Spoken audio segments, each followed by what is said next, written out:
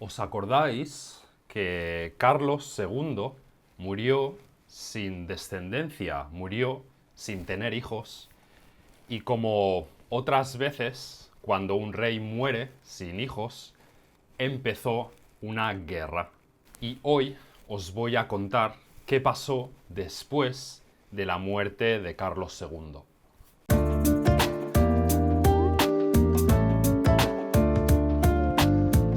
Entonces, hoy os voy a explicar el periodo entre 1707, no, entre 1700 y 1808. Entonces, Carlos II, antes de morir, hizo un testamento. Escribió en su testamento quién escogía para ser el siguiente rey. Y Carlos II tenía dos opciones. Tenía Felipe, duc d'Anjou, y tenía Carlos de Austria. Felipe duc d'Anjou era el nieto de su hermana, de su media hermana. Era el nieto de la hija de la primera esposa de su padre. Y Carlos de Austria era el hijo de su primo, del primo de Carlos II. Y Carlos II no lo tenía claro, no sabía cuál escoger. Y escogió a Felipe, que pasará a ser Felipe V, ¿no? Felipe V de España. Entonces, el rey de Francia era el abuelo de Felipe V, y el rey de Francia estaba muy contento porque ahora Francia y España serían aliados, ¿no? Francia y España, que muchas veces se habían peleado, ahora serían aliados, podrían trabajar juntos. Pero Francia y España juntas eran mucho poder. Y el resto de Europa, pues al resto de Europa no le gustaba. No querían que España y Francia se aliasen. Entonces, varios otros países de Europa forman la Alianza de la Haya. Y la Alianza de la Haya dice que no, que el rey tenía que haber sido Carlos de Austria. Tenía que ser Carlos de Austria, claro. Y entonces empieza una guerra, empieza la guerra de la sucesión.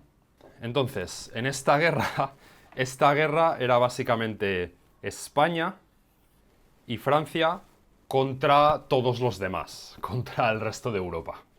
Entonces, España empieza a hacer batallas contra otros países y España empieza a perder bastantes batallas. Los territorios del antiguo reino de Aragón, los territorios de esta zona de España, están a favor de Carlos de Austria.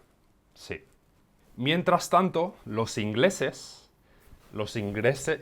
capturan Gibraltar. A ver, los ingleses van a ser verdes. Los ingleses capturan Gibraltar, capturan Menorca también, sí. Entonces pasan algunos años y Francia gana algunas batallas, bastantes batallas, y entonces se llega a una paz.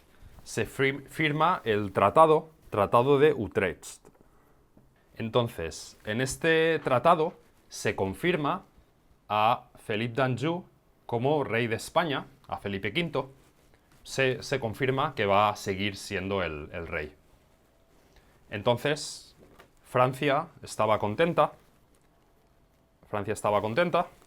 y Carlos, voy a hacerlo morado, Carlos se queda con Países Bajos, con Milán y con Nápoles. Nápoles, por aquí, más o menos. Y Inglaterra se queda con Gibraltar y Menorca. Se los quedan. Pero Cataluña todavía estaba en contra de Felipe V. Sí. Y en 1714, el 11 el 11 de septiembre de 1714, hay un ejército de Francia y España que consiguen entrar en Barcelona, consiguen que Barcelona se rinda, y este día, todavía ahora, se celebra como el Día de Cataluña, como la Diada de Cataluña. Y Mallorca también, Mallorca la capturan más tarde. Entonces, Felipe V estaba enfadado. Estaba enfadado de que estas zonas se hubiesen rebelado, hubiesen ido contra él, y crea los decretos de nueva planta. ¿Qué son los decretos de nueva planta? Dice que Cataluña, que Valencia y que Aragón y Mallorca que pierdan derechos, que tengan menos derechos, menos poder de los que tenían antes. Y porque antes tenían sus propias cortes, su propio gobierno, y en 1716, finalmente se unifica todo. Se unifica todo el gobierno. A ver, Felipe es azul. Se unifica todo el gobierno de España en un solo gobierno. En esta época, también entre España y Francia, se hace un pacto. Se hace un pacto de siempre luchar, de luchar juntos en las guerras. Entonces, hubo una guerra contra Austria. Se luchó, no tengo colores, necesito más colores. Se luchó contra Austria para decidir el siguiente rey de Polonia. Y al final de esta guerra, España consiguió Nápoles. Entonces, aparece aquí la mujer de Felipe V, la reina, era Isabel de Farnesio. Y Isabel quiso recuperar para España partes de Italia y consiguió Nápoles y Parma. Parma, no estoy seguro dónde está Parma, pero puso sus dos hijos a gobernar Nápoles y Parma en Italia. Entonces, Felipe V muere. Felipe V muere y pasa a ser rey su hijo, Fernando VI. Fernando no es Felipe, Fernando VI. Fernando VI era una persona moderna, quería modernizar el país, quería modernizarlo basándose en los principios de la Ilustración, que era sobre todo un fenómeno francés, para adaptarse y adaptar la Ilustración a una monarquía, al sistema de monarquía de reyes de España. Entonces, en este momento, entre Francia e Inglaterra, entre Francia y Reino Unido, hubo una guerra. Hubo una guerra que duró 7 años. Y Fernando VI decide no meterse, no entrar en la guerra. Pero, en este momento, Fernando VI se muere. Primero se murió su mujer y después se murió él. No tenía hijos y el rey pasó a ser Carlos III. Carlos III, que estaba en Nápoles, vuelve desde Nápoles para ser el rey de España. Y Carlos sí que quiere entrar en la guerra. Quiere entrar en la guerra entre Francia e Inglaterra. Y esta guerra acaba con el Tratado de París. En París, el Tratado de París de 1763. En este tratado, Francia tenía Canadá y Francia le dio Canadá a los ingleses. Aquí España tenía Florida y España dio Florida a los ingleses, y Francia, para darnos las gracias, para agradecernos luchar juntos en la guerra, nos dio Luisiana. Luisiana, por aquí, más o menos. Luisiana, creo. Luego, en 1775, hay la Guerra de Independencia de Estados Unidos, que Estados Unidos se convierte en un país independiente. En esta guerra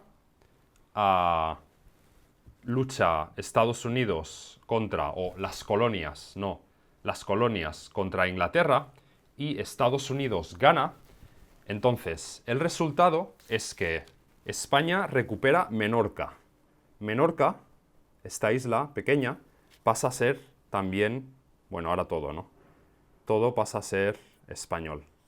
Mallorca ya lo era antes. Menorca pasa a ser español. Y también Florida. Florida también vuelve a ser parte de España. Entonces, la época de Carlos III fue una época buena para la economía. Fue una época en la que el gobierno se hace más moderno, se dio más libertad al comercio con las Américas, se dio más libertad para también ganar más dinero con impuestos. Creció la población. Muchas zonas de España, donde había poca población, pues creció la población, empezó a haber más gente. Pasamos de 7 a 11 millones. De 7 millones a 11 millones de personas. Y esta es la época de la industria, de la revolución industrial, de la máquina de vapor y el carbón. Y se creó mucha industria en Barcelona y en Valencia. Entonces, esto es de lleno la época de la Ilustración. Y la Ilustración, uno de los valores de la Ilustración es acabar con el absolutismo. Que no hubiese absolutismo, que no hubiese un rey que tuviese todo el poder, ¿no? Pero en España la Ilustración se transforma, se convierte en el despotismo ilustrado. El despotismo ilustrado quiere decir que el rey coge los valores de la Ilustración que le interesa, le dice al pueblo, vale, haced esto sí, pero con un rey. Yo sigo estando aquí, pero las demás cosas, pues os doy libertad, ¿no? Entonces, después de Carlos III, vino Carlos IV. Otra vez, no eran muy originales. Carlos IV. Y entonces, en este momento, empieza la Revolución Francesa. Las guillotinas matan al rey de Francia, Luis XVI, ¿no? Luis XVI es guillotinado. Entonces, claro, España defendía al rey de Francia porque España, le interesaba seguir con una monarquía. El rey quería seguir mandando en España. Entonces, después de que Luis XVI sea guillotinado, España va a guerra contra Francia. Declara una guerra contra la Francia republicana. Y se pelean por un tiempo. España gana algunas batallas, pierde algunas batallas y al final se firma una paz. Se hace paz. Y hay que decir que en este momento muchas de estas decisiones no era Carlos IV el que las tomaba, sino que era Godoy. Godoy era la persona de confianza del rey. Entonces, aquí, Godoy se alía con Napoleón. Se hacen aliados España y Francia para luchar contra Inglaterra. En este momento hay una batalla y Francia usa los barcos, usa la flota de España contra Inglaterra. Pero Inglaterra gana y destruye la flota, la armada de España. Y esto crea problemas para el negocio de España, el comercio con las Américas. Y aquí Francia declara guerra a Portugal. Francia va a luchar contra Portugal y pide permiso para cruzar España e ir a Portugal. Pero Francia no tenía suficiente con Portugal Y como ya estaban en España, decidieron, bueno, vamos a coger España también, nos vamos a quedar con España. Y en 1808 empieza una guerra entre España y Francia, entre Napoleón y España. ¿Qué pasó? ¿Conseguirá España vencer, defenderse contra Napoleón? A ver qué va a pasar. Y recordad que si os gustan estos vídeos, queréis ver más vídeos de nivel intermedio, de nivel avanzado, tenemos 2 vídeos cada día, 2 vídeos nuevos por solo $7. $7 al mes recibís 2 vídeos nuevos cada día, uno intermedio, uno avanzado y más de 1000 vídeos anteriores, más de 1000 vídeos pasados, privados, que solamente vosotros podéis ver. Además de, bueno, descargas del audio, del vídeo, y podéis escuchar todos los audios con vuestra aplicación favorita de podcast. ¿Vale? Adiós.